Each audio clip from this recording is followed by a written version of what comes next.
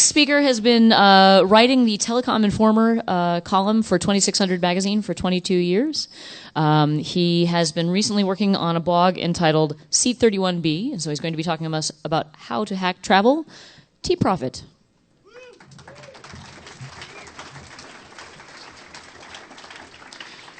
Wow, I thought I might have 3 people in the audience. You guys do know I'm up against some fuzzing talk, right? Anyway, thanks so much for coming. I'd like to talk today a little bit about something that's very different than what I've covered in previous HOPE conferences. As you may know, I cover telecommunications and surveillance a lot, and basically the guy who was on at 2 p.m. yesterday is a pretty tough act for me to follow. He knows way more than I do, and we all do as well now. In the column, the Telecom Informer, I've actually been covering, if you're a 2600 reader, you've probably noticed over the last 5 years or so that I've been covering a lot of stuff, outside of the United States because I've been living abroad. My life's goal was to visit all 7 continents, and I traveled a lot anyway in seeking the furtherance of that goal. But I also lived and worked in Beijing from 2010 to 2013, and so that got me the opportunity to not only see a lot of really cool stuff around Asia and also around the world, but I also, because I wanted to get out of Beijing very often, the air is really bad there, had to learn a lot about how to do that on a salary that was a Chinese salary. I didn't make a big Western salary. I was making, some pretty small money in China. And so I had to do all of the travel that I wanted to do pretty much on a budget. After I left Beijing, I went for an MBA of all the crazy things. And so I lived and studied in the Netherlands last year and also spent 4 months in Costa Rica. So I got to travel around quite a bit in Europe and in Central America. And one thing that, really I'd like to speak to anybody here who's, 18 years old and has never, left the country, really. My first big international trip was a mistake fare. I went to Japan when I was a freshman in college. I told my roommates that I was going to Japan for the weekend, and they all thought I was kidding. And actually, I did go to Japan. And it was $200. It was $299 Canadian. That's back when $1 US bought you, $1.50 Canadian. And that was actually a really eye-opening experience. I mean, the fact that you can actually travel for little or nothing if you just think like a hacker. So this is a map of where I've gone so far in 2014. I am not really happy about my carbon footprint, but I have managed to see quite a bit so far. This is my first round the world trip this year. I have another one scheduled in a couple of months that cost me very little. It was $219 roughly all in. So some interesting places I've been. I don't really hopefully need to establish a lot of credibility around this, but in case you don't know me, I've been everywhere from Toadsuck, Arkansas, that's a real place, to Antarctica, and of course I've spent a lot of time, although not nearly as much time as Edward Snowden, in the Sheremetyevo airport transit zone. So, pictures are worth 1,000 words. It's really fun to hang out with penguins, and here's me with a North Korean admiral, of all things, in Pyongyang. And this is the police officer who arrested me in Armenia, but actually, it all worked out in the end because I'm here and not in an Armenian prison. So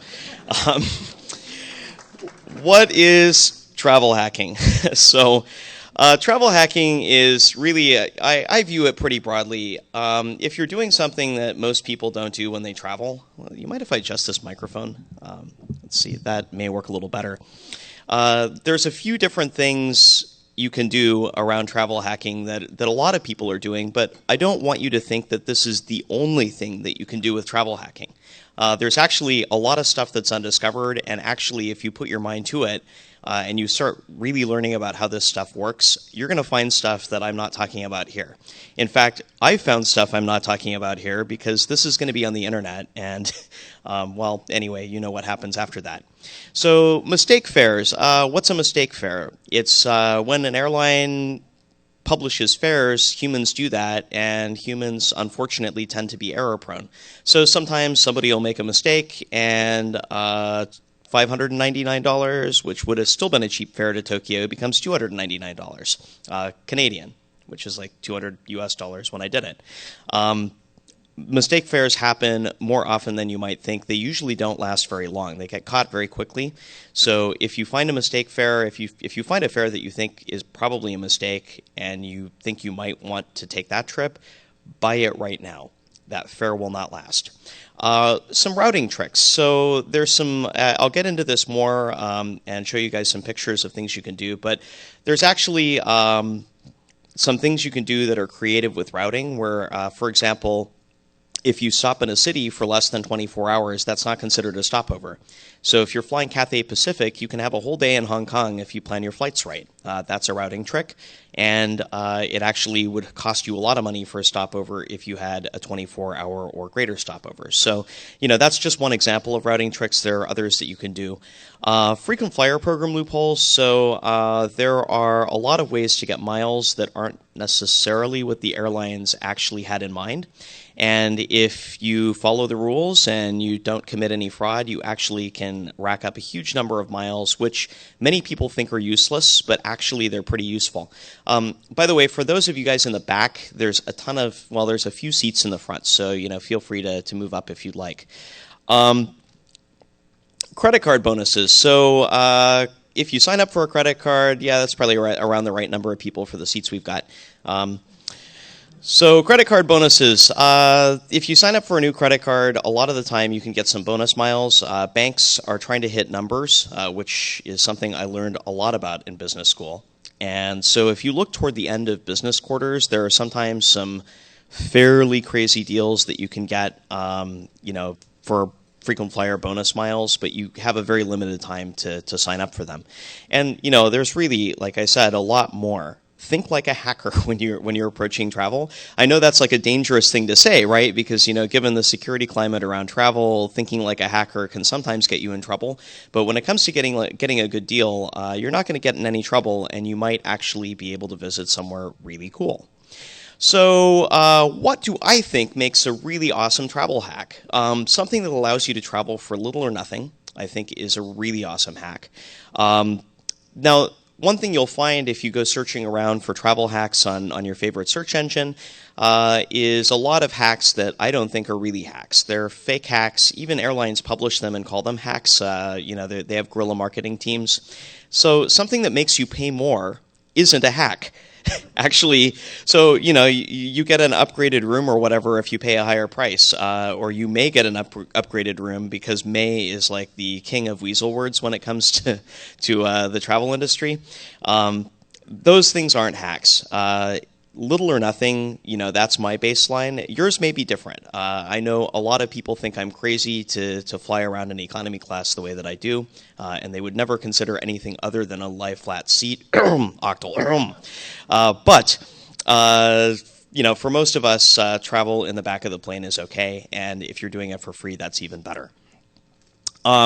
So another awesome thing that makes an awesome travel hack is a travel hack that you can't actually get in trouble for or be taken away from you. And so what do I mean by that? It's legal under the contract and it's legal under the rules, so it can't actually be rescinded later. So one thing that airlines love to do is if there's a mistake, they try any possible way to weasel out of actually having to honor the deal. And this is, something that if you wanted to get out of a contract with an airline, you wouldn't be able to do. So don't feel bad if you find anything that's completely legal under the contract that you can hold an airline to. So what's legal under a contract, generally speaking?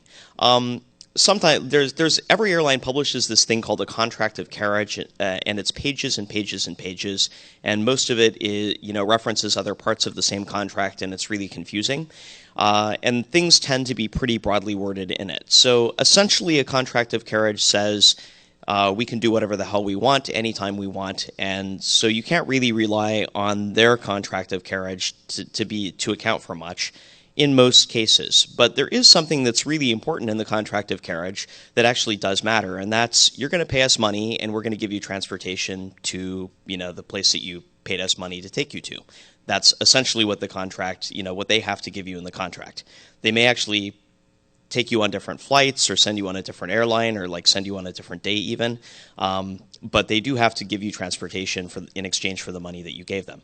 So as long as the fare is at least $1, then basically you entered a contract. That contract of carriage applies. So if they try to say it was a misprint or something, well, it's plausible that fares are $1, like they actually are in Europe on a fairly regular basis, plus a whole bunch of fees. But, airlines here have a whole bunch of fees too. So maybe they're running a promotion. You don't have any, it's not credible to say that it was a misprint anymore if the fare was $1 or more. So you can actually hold them to it. What are the exceptions? Well, if it's a frequent flyer program hack, there was one with United where people were buying tickets that, business class tickets to Europe for far more miles than they were supposed to be. Well, miles are a different ballgame because those are entirely administered by the airline. They can essentially do whatever they want. So if there's a misprint in a frequent flyer program, probably the airline is fully within its rights not to honor it, and generally they won't if they find out. So keep it below the radar. Don't go bragging on the internet if you find some crazy frequent flyer hack, and there are crazy frequent flyer hacks out there. I'm using one to Turkey, which probably I shouldn't talk about in more detail. Don't want it taken away. It's like it's not illegal to do these things because, if they publish something and it's a misprint and you buy it, that's you haven't committed any crime, but they might take away your ticket and just refund your miles, and they can totally do that. But when you paid cash money for a ticket, there's no getting out of it. Like if you want to get out of that $150 change fee or now $250 change fee, or with Delta like fully non-refundable, like not even with a change fee, you can't get out of it. So don't let them get out of the mistake that they made. Another criteria for awesome travel hacks, something that isn't well known.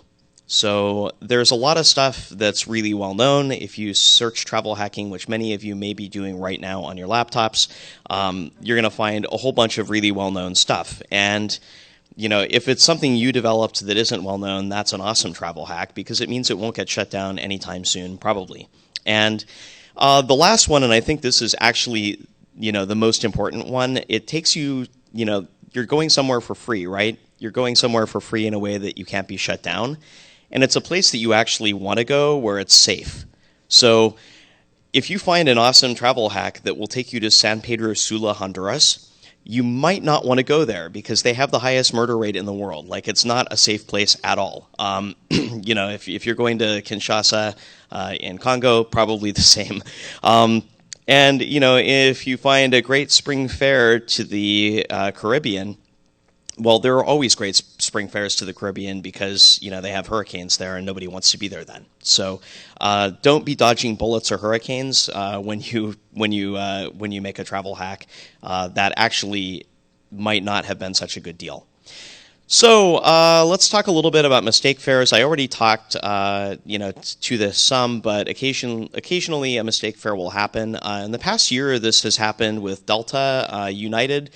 If you bought United tickets through this crazy Norwegian regional carrier website, you could get them for incredibly cheap because they actually forgot to put the fuel surcharge on when they sold tickets that way. And Alitalia. Whoa, what happened? Sorry.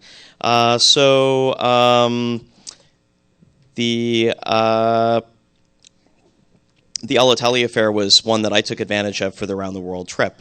So I'm going from Los Angeles to Boston to Rome to Budapest to Amsterdam to for 23 hours to Beijing. My cost out of pocket was $450.30 for all this, but I earned miles on that, and miles have value. So if you subtract the value of the miles, what it works out to is around $219. And then I had to get from Beijing back to LA, but I had 30,000 Alaska Airline miles to do that, and I got those for free. So basically, $219 is taking me around the world, and you could do this too. Actually, I met somebody yesterday who's leaving from New York on a similar itinerary, going through Milan and ending up in Tokyo. He's an avid travel blog reader and just happened to pick up the deal when it was available. This is called a fuel dump, and so sometimes an airline will publish, if there's a very complex itinerary, and I'll talk about this more if I have time, but with certain kinds of very complex itineraries, the fuel surcharges can drop off a ticket. So in order to dodge taxes, airlines will publish a fare that's like a $10 fare with a $500 fuel surcharge. So if you can make that fuel surcharge go away, then, that's kind of a good thing. Like I said, it's generally not all that risky on a mistake fare if the paid fare is at least $1. They won't let you out of the contract if you want to get out, so don't let them. And super risky with frequent flyer programs, as I said. So let's talk about mistake fares through fuel dumps.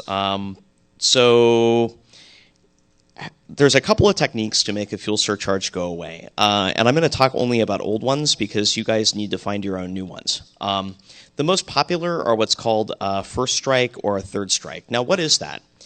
You book your itinerary, and then you add a completely unrelated flight at the end that's really cheap. So the pineapple poke technique would add a flight at the end. So say that you're going from, I don't know, like Los Angeles to Costa Rica and back. So you're flying to San Jose, Costa Rica, and going back to Los Angeles. And you're doing this on, say, Avianca, which is totally plausible to do. So this is Star Alliance. And then you add an inter-island flight in Hawaii. This is your pineapple poke. That's like maybe 15 miles from, say Honolulu to somewhere close to Honolulu. Like you pick the cheapest inter-island flight that you can on United, also a Star Alliance carrier. That breaks the fare. It runs the thing through a Star Alliance pricing engine, which for whatever reason isn't able to actually calculate out the fuel surcharges. So the thing gets dropped and the fare gets divvied up between Avianca and United and, without the fuel surcharge part, and you can just go buy that. Right, so this doesn't work anymore. Like they fixed the pineapple poke. A lot of people were poking a lot of pineapples for a long time and cost a lot of money. So generally, it only works on international flights. You can't do this on domestic flights. You have to cross a continent typically, and you don't have to do your short haul third strike in even the same continent as you're flying into or out of. Like you could add a cheap flight inside of Europe, for example, if you wanted to do that, and it could work. The goal is you want to try to force the fare through a different engine to be priced, where fuel surcharges all drop off. So what's a good candidate for fuel dumps? You want to find a fare that's a really cheap fare, and most of the fare is a fuel surcharge. Because if you're dumping the fuel surcharge, it doesn't do you any good if it's not very big, right? Interestingly enough, U.S. Airways just had a problem, I think it was 3 weeks ago, where they used to price their flights mostly as a fuel surcharge and very small fare. And because they joined the One World Alliance, there ended up being a whole bunch of opportunities to do this kind of thing. So they have, for the interim, started actually paying taxes. They were losing so much money through fuel dumps that they ended up repricing their fares as most of the money is in the fare and they don't have fuel surcharges anymore. So it's a known problem to airlines. Like they know this can happen, but as long as they don't lose a lot of money, basically it's not a really huge deal to them. So that's a third strike. A first strike, you add a one-way in front of where you're going. And by the way, with a third strike, that's the best way to do it because you don't actually have to take that flight. You take the flight you want to take, and then there's this inter-island flight in Hawaii that you never show up for, and that is what it is. But what makes a good third strike? It's a really cheap fare, and it actually drops the fuel surcharge.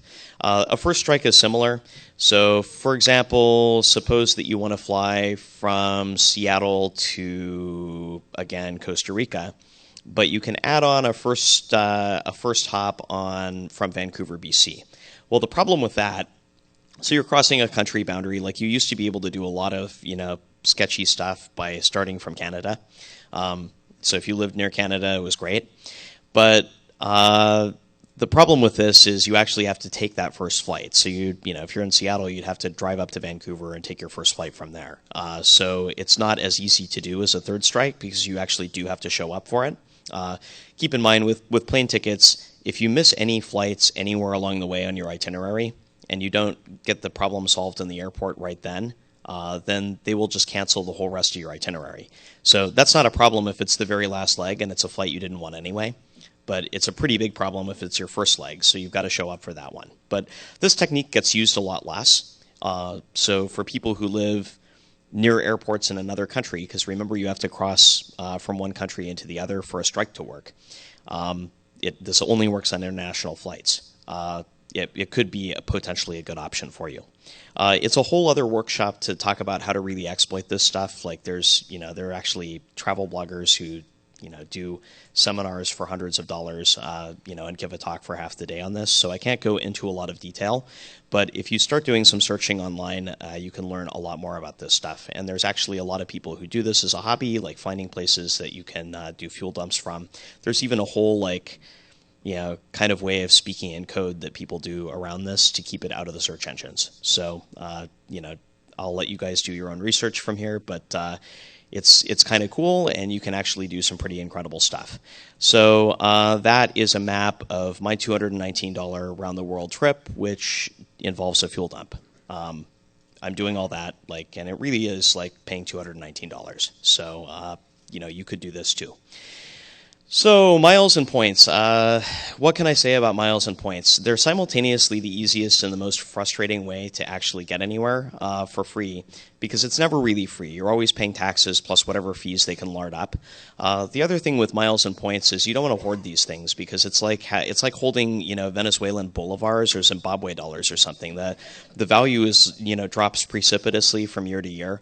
United just gutted their program, and they actually doubled the number of miles it takes to get anywhere.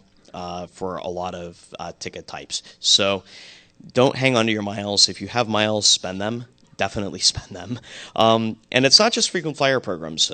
So some of the ones that haven't been gutted as badly are banks will have their own programs. So for example, US Bank has something called Flex Points. The Bank of America has their own program. Chase has, Citi has Thank You Points. So these are risky. If you do too much sketchy stuff with your credit card, the bank can just take your points and there's nothing you can do because the whole thing is, the whole contract is governed by arbitration. You can't file a complaint with the DOT or anything. You have no leverage at all. So again, don't hoard bank points either. But, these are actually something you can look to if frequent flyer miles aren't working for you.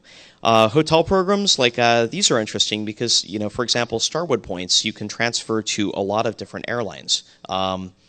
And it's probably worth pointing out that with American Express points, you can also transfer those to a lot of different airlines. So these may be a more stable currency that depreciates less to hold points in, and then when you want to redeem an award, you can do a mileage transfer into the frequent flyer program of your choice at the time, so you're not holding a currency that depreciates as much. Marriott, Starwood, Hilton all have their own points programs. These get gutted much more often than the bank points do, so I would say more stable, but I wouldn't say stable. Points in general are something to get rid of, not something to hang on to. Spend them as soon as you've got them for a trip that you actually want to take. So some hacks. What can you do that's a miles and points hack? If you go read most travel bloggers, they want to sell you a lot of credit cards, but there's actually some truth to what they're saying, because actually credit card sign-up bonuses are the best way to get a lot of miles very quickly. But there's a difference between a good deal and a bad deal, and that's the thing that you really need to know. So with credit card sign-up bonuses, typically the ones you'll find on travel blogs with their affiliate link are not going to be the best deal that you can get. So you should do some searching if you're interested in a particular product and see if there's a better bonus that's available that doesn't have an affiliate link and doesn't pay some blogger or something. Sometimes the affiliate link is the same number of miles that you'll get, but you pay an annual fee, and you can find one, you can find a link that isn't an affiliate link, and they waive the annual fee for the first year.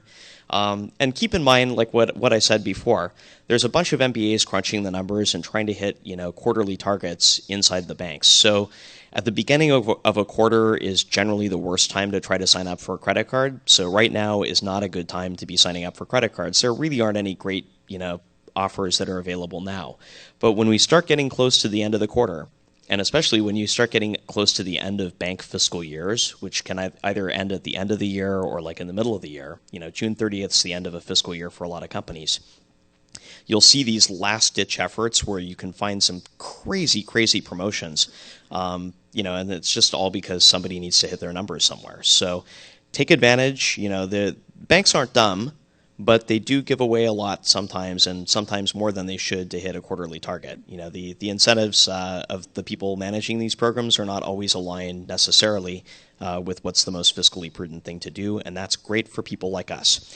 So manufactured spending, what's that? So there's this giant field of manufactured spending that I'm not going to get into in a huge way. You guys can do your own research on this and come up with your own techniques. But so you get points for spending money on your card, right? Well, what if you were spending money without really spending it? What if you're thinking like a money launderer and a terrorist, and thinking of the techniques that these guys use, to move money around, and maybe you just leverage some of those same techniques, and you rack up a whole ton of miles. There's a risk to doing this, and the risk to doing it is that it makes you look like a terrorist and a money launderer. There's one guy who's been every major bank in the country has shut down his accounts. They won't tell him why. But he's got a lot of miles. So, you've got to kind of make a decision as to what is the right level of activity. For me personally, I don't have the time. I'm in addition to being a blogger and columnist for 2600, I'm running a startup. So I don't have a lot of time to do this manufactured spending stuff. It is very time consuming. It's everything from buying stuff at government auction and reselling it to buying certain financial products and getting cash out of them when you shouldn't be able to. I mean, and it involves a lot of driving a lot of the time and a lot of time. So, there are people that make a full-time career of this. I don't have time. So when I do manufactured spending, and by the way, it's legal. It looks like you're laundering money, but you aren't actually. So if the cops show up, you can just tell them what you're doing. It's not a big deal. You're just getting miles. It's not illegal to get miles. They kind of wasted their time with you. They'll probably not be happy, but you didn't do anything illegal. But you typically, if you sign up for a credit card, you've got to spend $2,000 or $3,000 or $5,000 or $10,000 on the card within the first 2 or 3 months in order to get the bonus. I just did a Southwest Airlines card, and I had to spend $2,000, in the first 3 months, and then that gets me my 50,000 points, which is an offer that's no longer available. That was a good one. The current offer of 25,000 points isn't a good one. So, again, you got to hit things at the right time. I'll use manufactured spending to hit my minimum spend, but you can actually rack up millions of miles, and there's guys that are pushing $1 million+ through 7 bank accounts in order to do this. So extreme couponing, this is super famous. There's a guy named David Phillips, who in 1999, this is an old story because I don't want to give away anything current about extreme couponing, but there are definitely extreme couponing deals that you can do right now and get a crazy number of points. Do your own research. That's part of being a hacker. But, David Phillips did this Healthy Choice promo. So Healthy Choice, for those of you that are not American, is a very unhealthy brand of frozen food and packaged food products with lots of preservatives that you can buy here in the States. There's some pretty bad meals. They're not healthy at all. Maybe they pass for healthy in the States. But this guy, found out that if you send in box tops from Healthy Choice products, you could get, some number of miles for each one of the box tops. And so he did a test, and he figured out that if he bought the 25-cent containers of really bad pudding, that actually was a qualifying purchase. They didn't actually exclude that. So the guy, it was 1999. He went around to every major supermarket in the area and bought them out of Healthy Choice pudding, spending around $4,000 on this. He told them, as cover that he was stocking up for Y2K, and he mailed in all the box tops, and he netted $1 million more than $1 million Advantage miles. And the thing is, this gets back to did he follow the letter of the contract? Well, in fact, he totally did. He bought a Healthy Choice product. It was a Healthy Choice product. It had a UPC symbol on it. The fact that it was 25 cents and that wasn't exactly what they'd planned, and he got $100,000 some dollars worth of travel for this. If he spent it right, that's actually, their problem and not his. He was just being a savvy consumer. So there's mileage runs. So what's a mileage run? It's where you can fly extra in order to get more miles, and I'll talk more about that later with a couple of slides to show you. And then there are some promotions around buying miles. Like a lot of airlines, US Airways and Avianca are like two airlines that are very famous for doing this. They'll do like double miles promos. You can spend money and get miles. Super risky. Remember what I said about inflation with this stuff. Like, do you want to buy double Zimbabwe dollars? Maybe if you're going to spend them right now. But if you're going to hold on to them, maybe not. Like that wouldn't be a very smart decision. So credit cards are a deal with the devil, and I want to really underscore this because a lot of people get into a ton of trouble when it comes to credit cards. Like I spent a year in business school learning how to screw people in various ways. And, credit cards are one of the best ways in America to separate you from your money. Banks are really good at this. So, and they're way smarter than even, like all of them combined are smarter probably than all of us combined because they're way richer, right? So typical minimum spend requirements in a limited period of time. So like you don't get your bonus if you don't meet the minimum spend. That's one way they screw you. You paid the annual fee, you failed to meet the minimum spend, they don't have to give you anything. So be sure you always meet that minimum spend. You don't need to meet more than the minimum, but be sure you meet the minimum.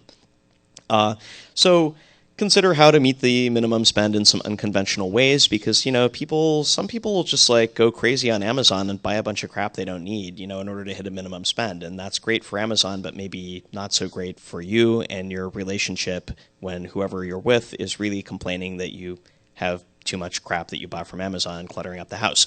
So, and your bank account's empty, right? So consider, how much this can cost you because if you don't manage this well, you pay interest charges, you pay and you forget to like cancel cards before the annual fees come due. You end up buying stuff that you don't need. This can end up costing you way more than the value of the miles or the points that you got. And actually that's what banks are counting on. So, don't be a statistic, like really stay on top of this stuff. If you're not good at staying on top of this kind of stuff, it's not a game for you. And I'm a big fan, I just want to underscore, like I'm a really big fan of free miles. So if you go out reading travel blogs, there's like a lot of them pointing to like, 100,000 point offers for like $500 annual fee platinum cards that you can't get out of the annual fee for. Is that really a good deal? Well, maybe it is, but at some point you've got like 4 platinum cards in your wallet that you're paying $500 annual fees on, and you've got to figure out like, and then you get used to the perks that go with that, the concierge service and the free lounge access and whatever else. So banks also count on this. Like you're going to enjoy having that product and, you're not going to cancel it when it comes around. Like you're just going to pay the $500 annual fee. And then, by the way, like they don't actually give you a bonus the second year, right? That's the first time you get the card. That's when you get the bonus. So, they're only making money in subsequent years after that. Enough people keep this that it makes it worth it for them to do these outsized promos. So, stick to your guns. Make sure that you keep them free. Otherwise, you're not really getting all that great a deal. Or maybe you are. I mean, it's a highly individual thing whether you like the lounge. Personally, the third world transit lounge, with the wailing babies, I have earplugs. So what makes a mistake fare even better? Combine it with a mistake routing. Mistake fares still earn miles most of the time, and it's getting harder to do like mileage runs profitably, right? But it's still possible. There's a really great website called theflightdeal.com, and they have a Twitter account as well, The Flight Deal. And flyertalk.com, there are a lot of private forums that are not Flyer Talk, but I'm not going to point you guys to them because they're private. Flyer Talk is a way that you can meet people that may introduce you to more private forums where like things are more freely shared. But you can learn a lot on Flyer Talk if you're new to this stuff. Just keep in mind that that's not the only place where people into travel hacking talk. So what are mileage run pitfalls? So, what's a mileage run? It's when you're like trying to fly extra miles to get more points. That's basically all it is. So how can you do that? There's a number of ways. Typically what it involves is booking out-of-the-way connections. So what you end up doing is, you're ending up flying more miles and your butt's in that seat, but you get more miles in your account, and you're not necessarily paying any more money. So I'll show you an example of how this can work in a moment. So there's, airlines are really well aware that people are doing this, and they've put up with it for a while. But again, too many people have started flying too many miles. Oh, I've got 10 minutes. Okay, I'll speed up. So they're getting, too many people have started doing this, so airlines are starting to change how their frequent flyer programs work. Next year, Delta and United are going to give you points based on the money you spend versus the number of miles you fly, so there will be no reason to do this with those airlines anymore. American and Alaska, you still can for now, so, it hasn't gone entirely away. It's just on the way out. And one thing that, that I really want to underscore is the last bullet point on this slide. I read recently about a guy who flew to Australia and turned around and came back just for the miles because he found a really cheap fare. And, people have to go to work, so they try to do this thing on the weekend, with mileage runs, and they obsess over the number of cents per mile. And I'm looking at this and I'm saying, wow, you went to Australia and you didn't see a single kangaroo? Like, you never left the airport? That's just like, that's nuts. Remember why we do this. Why are you traveling? It's to see awesome stuff. It's to do awesome things. And so, you were already somewhere awesome, and you did that just for the miles. That's a little bit crazy to me. Maybe it's not to him. Again, it's a highly individual thing. Sometimes just getting miles is people's hobby. But I can think of a lot more fun things to do with my free time than just getting miles. So have a look at this map. So I flew to Quito for $400, and that was a mistake fare. I didn't leave from LA, I left from Phoenix, and so this wasn't possible. But if you fly straight there, it's around 4,000 miles-ish. And if you happen to, if the fare allows you to route on both Delta and Aeromexico, then it gets really interesting because you have all the Delta hubs available to you, and that could be a valid routing. You just pay the extra segment tax for every additional city you go through, which I think in the U.S. right now is $7.50. So if you routed from L.A. to Salt Lake City to Seattle to Minneapolis to Atlanta to Mexico City to Quito, then you could almost double the number of miles that you got. But you're also going to well more than double the amount of time it takes you to get there. So, and you'll be super exhausted when you do. So, yes, you can get creative with routings. You totally can get more miles by doing that. Remember why you travel, and it's just really up to you as to what your tolerance is for this kind of crazy stuff. So, free one-way ticket. I like free, don't you? So some airlines, if you're booking an international ticket, you have the option to do a stopover. So that's how I got to Hope, actually. I was leaving from China, and I left from China, flew through Hong Kong, went to LA. I had a stopover there for a couple of months. And then, I just continued my itinerary through Vancouver to New York. Why through Vancouver? Because that's what was available. So you can actually, airlines are starting to crack down. You can't do this anymore with American Airlines, but with a lot of airlines, it's still possible. So never forget, is there a trip you're going to be taking? Can you add on an additional segment? Yeah, there's a trip I'm taking after my around the world trip, right? I'm going to be going home for Christmas, so I just added that on as part of my itinerary. Saved me $150 roughly. I mean, money's money, right? I like free. So without the free one-way, that's the itinerary I just talked about. Here's what it looks like. And with the free one-way, that's basically what I did. So I can speak to you here now. So hidden cities. Hidden cities get a lot of ink or virtual ink on the internet, and I don't think enough is said about how risky these things are, right? I actually wrote on Seat 31B a very detailed column on what exactly can go wrong. But what's a hidden city itinerary? You're going somewhere, and you fly through a city that you actually want to go to. So say you're going to Guam, and it goes through Tokyo. Well, you don't really want to go to Guam, unless you want to go to the Air Force Base there or something. So you just get off in Tokyo and skip that other segment. A lot of people were doing this because until 2 weeks ago, if you had Avianca Life Miles, Guam was considered the continental U.S. They'd miscoded it. So for 12,500 miles, you could book through like Taipei or through Tokyo to Guam and just get off the plane there.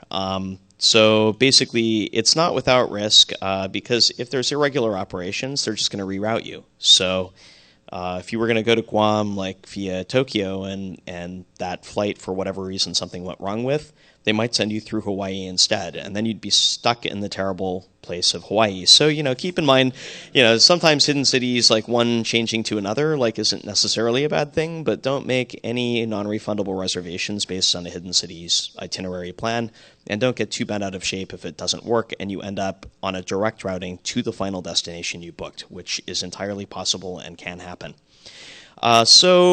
I'd like to, kind of wrap this up because we're close to. Am I going to have time for questions? Yeah. Oh, okay. So with questions, I have time for questions. Great. So I'd like to wrap things up with kind of a call to action, right? And that call to action is, I've been to all 7 continents. I'm a way better person now that I've seen how other people live. I've experienced different cultures. I've seen a lot of parts of the world that are not the U.S. So I don't want to toot the horn of GTFO too much. There are some other hackers that run a podcast called GTFO, and they talk a lot about how hackers can make a difference overseas. But really, it's very natural for people, even hackers who are really open to experiencing other things and learning new ideas, to kind of get into a rut and a bubble. And when you get out of it, your life can become so much more amazing. So cost really isn't a barrier anymore for most people from developed countries to travel. It's gotten really cheap, especially if you're doing travel hacking. It's almost free. So, and we have a really unique perspective, everyone in this room, on how we can impact the world and how we can make it a better place. And you really can't do that unless you're out in it. So see the world, see firsthand how you can make a difference, learn what problems that you can solve that people are having that are problems you would never see in the United States or in Western countries. It was so eye-opening to me to be living in China where, people live in such a different way, and the way that they interact and use technology is so incredibly different as a result of that. So it's super eye-opening to get out. So I really encourage that you do. And finally, just a little plug for my blog, Seat31B, which this isn't my full-time thing. It's just kind of something I do on the side. Most of the travel blogs that you're going to be reading online are just trying to sell you a credit card through their affiliate link. You guys are all smart enough to tell whether a link is affiliate or not.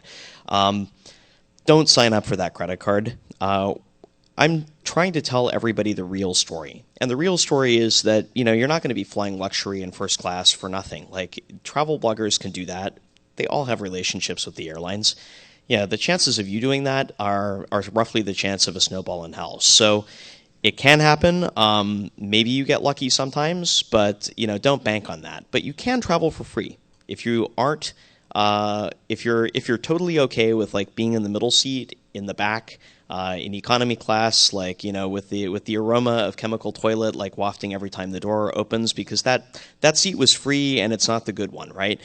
But if you're okay with the not good seat, you can travel really cheap or free, and that's what I do on Seat31B. So with that, I will open up to questions, and thank you very much.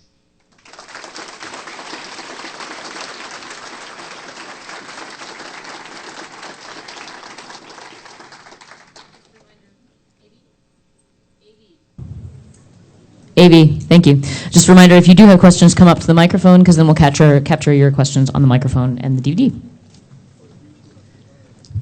For those of you running out, if you need to catch another talk but you do have questions, you can also email me at tprofit@seat31b.com.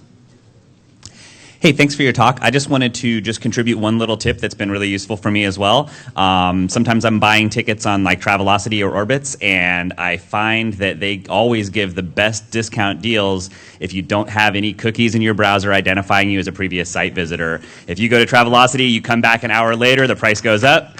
Delete all your cookies, goes right back down. So just something for people to remember. That's actually a really good point. Airlines and travel agencies and especially hotels do play games with pricing. So, and it's actually not just cookies. The geolocation of your IP address is a very real thing, and pricing is based on that a lot of the time. So, one travel hacking tip you guys can do is, try IPs from different places. Question, maybe you can speak on the validity of this pseudo travel hack. So I've heard that, if you know somebody that works for the airline, someone in your family, they can travel for very cheap or very free. Would it make sense to either socially engineer, bribe, or just befriend people that are stewards or stewardesses? People who work for airlines are often really interesting people. There's nothing wrong with making friends, right? Right. But one of the things that new friends ask airline personnel most often is whether they can get a free ticket, and you wouldn't be a very good friend if you were asking for that kind of stuff. Just like your friends aren't very good friends if they're asking you to fix their computer. So, give and take. I'll fix your computer for a The ticket. reality is, yes, you can fix their computer. You totally can do that. You can probably fix anything with their computer, but do you want to? Thank you. Yeah, that was kind of going to be my comment about the social engineering aspect of this. You mentioned mistake fares. Don't call the airline. Don't, please. What ends up happening is the person at the computer sees it pop up. They not only know that that's wrong, but they're going to escalate it. There's that human element that's going to screw things up. But I was surprised you Maybe. Maybe. See, the thing with call centers is that they're mostly run by human robots in India now. So, Yeah. who have to stick to a script and aren't allowed to actually make any decisions and have no power for anything. But- So if you're talking to anybody, that's totally true. If you're talking to somebody who's a thinking person who has some power to escalate. But if you're calling United, don't worry. If you're doing something simple or you're calling United because Yeah. they're United, it's fine. But if you're asking them to do anything sort of complicated, that's gonna get kicked back to the U.S. That's gonna get kicked back to what's called a pricing desk, and they're gonna trigger that. I was Yes. surprised you didn't mention. My actual question was some of the tools you use for this, like Matrix, or a lot of us don't have access to the command line tools like an actual registered travel agent. I just wondered if you could talk about that for a second. Sure. There are lots of tools you can use to do travel hacking stuff. This isn't a functional talk. This is an overview talk. Maybe next year, if this is well received, I can do a talk with some more techniques. But yeah, there are there's a whole long list of tools that I use to find good deals. But you don't actually need that list to start learning on your own how travel hacking works. You have to tell us about the Armenian prison story. I'd like to hear more about that. And my other question is, are there any ad hoc courier services where somebody needs something delivered somewhere and you're a trusted person and you can just take a plane and deliver a package for them for Sure. free? Well, let me start with your question. The Armenian thing, actually, it was just a traffic violation. The license plate fell off my sketchy rental car, and that's a really big deal there. So the traffic police stop you and arrest you if that happens and take you to the police station. But it all ended well. You saw my picture with the police detective. So the courier thing.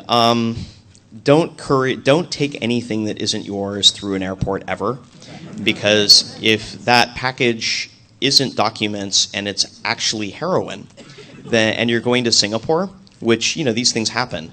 The penalty for smuggling heroin into Singapore is death. They just kill you. They don't care. They don't give a shit who you are. They will cut off your head. Don't ever take anything that isn't yours through an airport.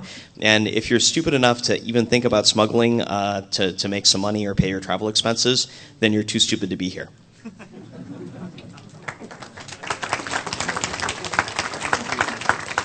What's happened to the resale for unused tickets? Resale for unused tickets in the United States and in most developed Western countries essentially doesn't exist. Tickets are tied to a specific name. So the thing is, on paper, you can do this, right? There's a name change fee, which is more than the price of the tickets. So, essentially, if you want to not take a flight, you're just going to lose all your money is basically how it works these days. Hi. Thanks for the talk. It's been really informative for me. I do sort of the same thing, and I'm wondering if it's possible to do things like game, not C classes like first year business, but ticket classes like Y class or C class, and if there's some advantage to doing that. There can be, but remember at the very beginning when I said a travel hack where you have to pay more isn't really a travel hack. generally speaking, like any of these kinds of games to get into upgradable fare buckets, which is the question you're really asking. So his question is, can this cheap economy class ticket that I bought, is there a way to like switch it into a higher fare class so that it's then upgradable if I'm an elite status member? Which is, I think that's what you're asking, right? Sort of. They're worth more miles in some cases. Yeah, sometimes worth more miles, that kind of thing. The short answer is not really. There are like some one-offs, but it all depends on whether you get rerouted and whether somebody makes a mistake. Okay, thanks. I just want to add something about the courier flight. I've flown courier in the past. Apparently, most airlines do have a relationship with courier. There are many items that can be flown by in person, because if it goes through cargo, it can take much longer and need it much faster. Sure, there are legitimate courier services. Yeah. There are also a lot of really sketchy ones. So if you don't know the difference, don't do it. Did you have a question?